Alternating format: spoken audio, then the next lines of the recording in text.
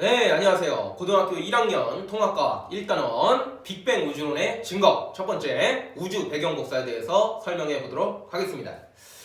예, 빅뱅 우주론에 이어서 나오는 내용인데요. 빅뱅 우주론이라고 하는 것은 뭐였습니까? 모든 물질과 에너지가 한 점에 모여 있다가 빵 해서 우주가 만들어졌다 라고 하는 이론이에요. 그렇죠?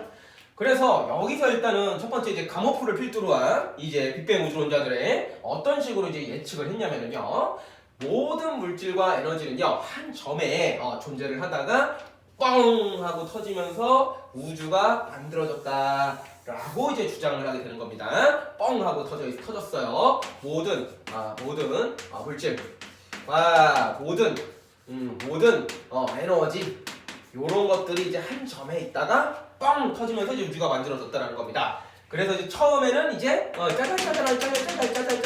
짜잘짜잘한 이제 물질들이 만들어져요. 이런 걸 이제 뭐라고 부릅니까? 우리가 기본 입자라고 부르죠. 기본 입자. 기본 입자라면 또 뭡니까? 쿼크라든지 전자. 이런 것들 점점점 더 있긴 한데 쿼크나 전자 요 정도만 여러분들은 생각해 주시면 되겠어요. 쿼크나 전자 같은 기본 입자들이 처음에 탄생을 하고 그러다가 이제 쿼크들이 묶여서 뭐가 만들어집니까? 양성자도 만들어지고 그 다음에 쿼크들이 다시 뭉쳐서 중성자도 만들어지고 그 다음에 전자들도 둥둥 떠 있고 그 다음에 또 뭐도 있습니까? 뻥 뭔가 터졌으니까 빛도 있겠죠, 그렇죠? 빛도 막 이렇게 존재를 하는 그렇게 막 좀 혼란스러운 그런 상황이 초반에는 이제 있다가 시간이 흘러서요. 결국에는 이제 기억해야 될 시간인데 38만 년. 현재 이제 빅뱅 우주론에서 이제 38만 년으로 예측을 합니다. 추측을 합니다. 38만 년 정도일 때 우주의 온도가 3,000 켈빈으로 식으면서 과거에는 이제 수억 뭐 엄청나게 뭐 뜨거운 온도였었어요. 초반에는 그러다가 3,000 켈빈으로 이제 우주의 온도가 이제 식으면서 드디어 이제 뭐가 만들어진다? 수소 원자와 또 무엇? 헬륨 원자가 만들어졌다라고 보고 있습니다. 헬륨 원자가 만들어졌다고 보고 있어요. 그래서 처음에는 얘네들이 이제 아둥바둥 좁은 공간에서 있다 보니까 빛들도 그 공간에서 충돌을 일으키고 전자에 흡수됐다가 방출도 되고 결국에는 빛들이 빠져나가지 못하고 있었는데 이 38만 년을 기점으로 해서 빛들이 어떻게 됐다? 빈 공간이 많이 생기기 때문에 퍼져나갔다 라고 보고 있는 겁니다. 그러면서 계속 이제 수억 년이 지나면서 현재의 이제 상태에 왔어요. 그러면서 우주의 온도가 계속적으로 식어갑니다. 그쵸? 부피가 팽창하면서 밀도가 감소하니까. 그러면서 뭐 별들도 만들어지고 뭐 은하도 만들어지고 하는데 요때 나온 빛들이 굉장히 느슨하게 파장이 길어지면서 미약하게나마 현재에도 존재할 것이다. 라고 얘기를 하는 거고 이 빛들을 갖다가 우리가 이제 얘네들이 이제 뭐라고 부르는 거냐면은 우주 배경 복사라고 이제 얘기를 하게 되는 겁니다. 그래서 이제 우주 배경 복사는 어떻게 보면은 대폭발의 잔향이라고 생각하면 되고요. 지금도 남아있는 어떤 빛 에너지라고 생각을 해주시면 되겠습니다. 중요한 숫자니까 요거는 좀 기억하세요. 38만 년 때 원자들이 만들어집니다. 무슨 원자? 수소 원자와 헬륨 원자가 만들어집니다. 그러면서 빈 공간이 많이 생기게 되고 우주의 온도가 3000 켈빈 정도로 식어가지고 빛들이 요때부터 이제 탈출을 시작하게 되는 거야. 그래서요 38만 년을 기점으로 해서 요때는 약간 우리가 뭐라고 부르냐면은 이제 불투명한 우주다라고 얘기를 하고 이때부터는 빛들이 탈출했기 때문에 투명한 우주다라고 얘기를 하기도 합니다. 그래서 여기를 기점으로 튀어나온 이 빛들이 결국에는 지금도 남아있을 것이다. 그리고 그것은 우주 배경 복사다라고 예측을 한 겁니다. 그래서 이제 학자들이 이제 뭐만 하면 되겠습니까? 이 우주 배경 복사를 발견하면은 관측이라는 걸 하게 되면은 지금도 여기 존재할 거라고 예측했으니까 우리가 그거를 확실하게 관측해내면은 이 빅뱅 우주론은 이제 인정을 받게 되는 겁니다. 그렇죠? 그래서 이제 여러 이제 학자들이 안테나 같은 거 세워가지고 이제 측정을 하려고 했어요. 그런데 이제 우연찮게도 그거를 원래 목적으로 하지 않았었던 펜지어스와 윌슨이라고 하는 사람에 의해서 이 우주 배경 복사가 발견이 되게 됩니다. 조금 우연찮게 발견이 돼요. 원래 이 사람들은요, 이제 통신 쪽으로 이제 담당하던 일을 하는 사람들이었어요. 그래서 이런 식으로 생긴 이제 안테나가 있었는데요. 여기가 좀 그림 힘들죠. 여기가 좀 이제 튀어나온 부분이고 여기가 뭐 드러난 부분인데 뭐 그냥 안테나라고 일단 기본적으로 생각해 주세요. 그래가지고 이제 인공에서부터 오는 이제 전파를 수신하는 그런 일을 하는 사람들이었어요. 근데 이제 인공에서부터 날라오는 전파를 수신하는 게 뭐 그렇게 쉬운 일은 아니에요. 주변에 이제 노이즈도 다 없애야 되고 굉장히 이제 깔끔한 상태로 이제 실험을 해야 되는데 이 사람들이 이제 이거 수신하려 치는데 갑자기 이제 전혀 이제 정체를 알 수 없는 이제 노이즈, 소음이죠. 어떤 노이즈, 막 지직 좀 짜증나는 그런 소리들을 이제 계속적으로 이제 얘네들이 이제 듣게 돼요. 인공에서 날라오는 건 아니에요. 주변에서 이제 날라오는 뭔가 이제 이상한 잡음을 듣게 됩니다.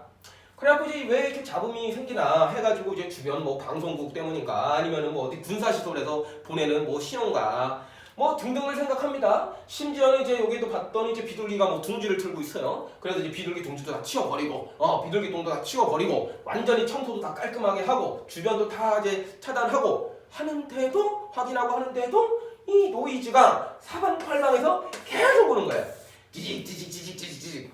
이 김치는 뭔가 얘네들 입장에서는 이게 좀 짜증나는 거였어요. 이 노이즈 어떻게 제거하지? 뭐 그렇게 이제 하고 있던 찰나에 얘네들도 이제 뭐 어디 천문학회 이런 데 가갖고 또 이제 어디서 이제 연구하는 데서 발표하는 데 가서 좀 얘기를 좀 듣다 보니까 우연찮게 또 이제 빅뱅 우주론에 대한 얘기를 좀 듣게 됩니다. 얘네들이. 그리고선 이제 빅뱅 우주론 쪽에서 한다라는 얘기가 뭐냐면은 뭐 이제 우주 배경 복사 이런 게 지금도 있다라고 예측을 해요. 그리고 이것이 수켈빈으로 지금은 관측될 것이다 라고 이제 얘기를 하게 됩니다. 막 5켈빈, 7켈빈 뭐 이렇게 얘기하는 거예요. 켈빈이라는 건 절대 온도라는 거는 좀 알고 계셔야 됩니다. 그렇죠? 한 섭씨 온도라면 273도 정도 차이가 나는 거예요. 수켈빈 정도로 이제 관측될 거라고 이제 예측을 하게 돼요.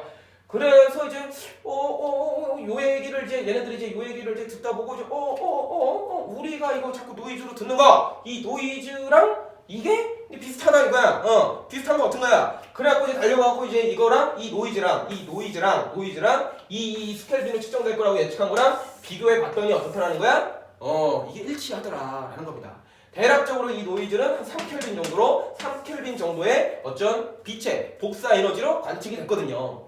그래서 이 노이즈하고 이 우주 배경 복사가 이제 일치를 하기 때문에 재빨리 이제 뭐 해야 되겠어요? 펜지어스와 윌슨이 재빨리 논문 써야죠. 논문. 그쵸? 논문 써가지고 학회에 발표를 해봤더니 딱딱딱딱 이제 학자들이 분석을 하겠죠? 그랬더니 아니나 다를까 이 노이즈가 바로 그 빅뱅 우주론에서 그토록 찾아 헤매던 이 우주 배경 복사였다라는 게 입증이 됩니다. 그래서 이 우주 배경 복사라고 하는 거, 우주 배경 복사라고 하는 것은 이 빅뱅 우주론의 첫 번째 강력한 증거가 됩니다. 그리고 이때부터 바로 이제 빅뱅 우주론은요 탄력을 받기 시작하는 거예요. 이제 우리가 앞서 뭘 배웠습니까? 호일의 이제 정상 우주론도 우리가 얘기를 했었는데 걔네는 이제 묻히게 되는 거고 이제 빅뱅 우주론에 증거가 나왔으니까 이제 빅뱅 우주론이 이때부터 쭉 이제 우주를 설명하는 이제 대표 이론으로 자리매김하게 되는 것이에요. 그러면서 뭐 이제 펜지어스와 윌슨도 결국에는 이 우주 배경 복사를 발견한 공로로 노벨상도 받습니다. 결국에는요. 그래서 이제 여기서 이제 우리가 이제 좀 짚고 넘어가야 될 건 이런 거예요. 이제 빅뱅 우주론에서 우주 배경 복사를 예측을 했는데 그것의 관측이 이루어졌고 그 관측이 이루어졌기 때문에 빅뱅 우주론이 이제 많은 과학자들에게 인정을 받게 되었다. 그리고 현재에도 우주를 설명하는 가장 이제 강력한 이론으로 자리매김하고 있다라고 여러분들은 생각을 해주시면 되겠습니다. 자, 그래서 좀 얘기를 조금 더 보태자면은요. 이 당시는 좀 옛날이기 때문에요. 그래도 이제 그리고 또 이제 지구상에서 이제 관측을 했기 때문에 지구에는 이제 대기라는 게 많이 있습니다. 그래서 이제 잡음이 이제 완벽하게 디테일하게 나오진 않았어요. 그래가지고 이제 결국에는 후대의 학자들이 뭔 짓을 하냐면은 이제 지구 밖으로 대기 바깥으로 인공위성을 띄워요. 뭐 코비 위성이라고 부르게 되는데 인공위성을 띄워가지고 우주에서 날라오는 우주 배경 복사를 정밀하게 측정을 합니다. 그 이후에도 뭐 WMAP 인공위성이라든지 아니면 이제 플랑크 위성 그런 거를 통해서 점점 디테일하게 이 우주 배경 복사를 관측을 하게 돼요. 그래서 그 결과값이 어떻게 되느냐? 요런 그림 하나 보신 적 있을런가 모르겠어요. 그림상으로 분필로는 그리기가 좀 한계가 있습니다. 막 이렇게 되어 있어요. 막 이렇게 되어 있어요. 막 이렇게 되어 있어요. 막 이렇게 되어 있습니다. 막 이렇게 되어 있어요. 요런 이제 그림을 얻어요. 요건 이제 책을 보시는 게 조금 더 좋겠죠? 그래가지고 봤더니 거의 우주에서 거의 균일하게 우주 배경 복사가 날라오고 있더라. 이렇게 모든 사방팔방에서 날라오고 있더라. 우주 배경 복사가 어디 한 지점도 아니라요. 그러니까 이것은 정말로 명확한 이 우주의 탄생의 어떤 잔향, 대폭발의 잔향으로서 자리매김하게 된 것이고, 그 다음에 여기서 제가 색깔을 조금씩은 조금 다르게 좀 칠했습니다. 그렇죠?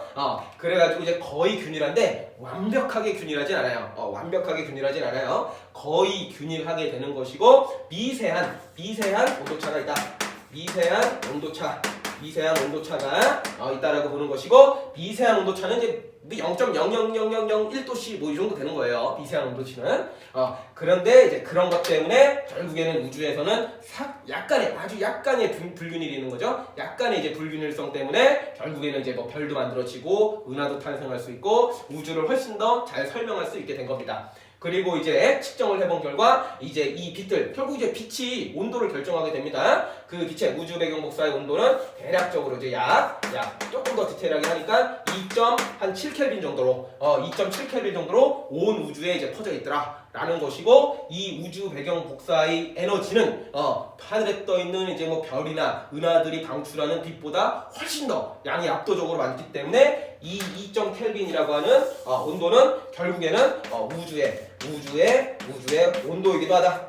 우주 자체의 평균 온도이기도 하다라고 이제 얘기를 하게 되는 것입니다.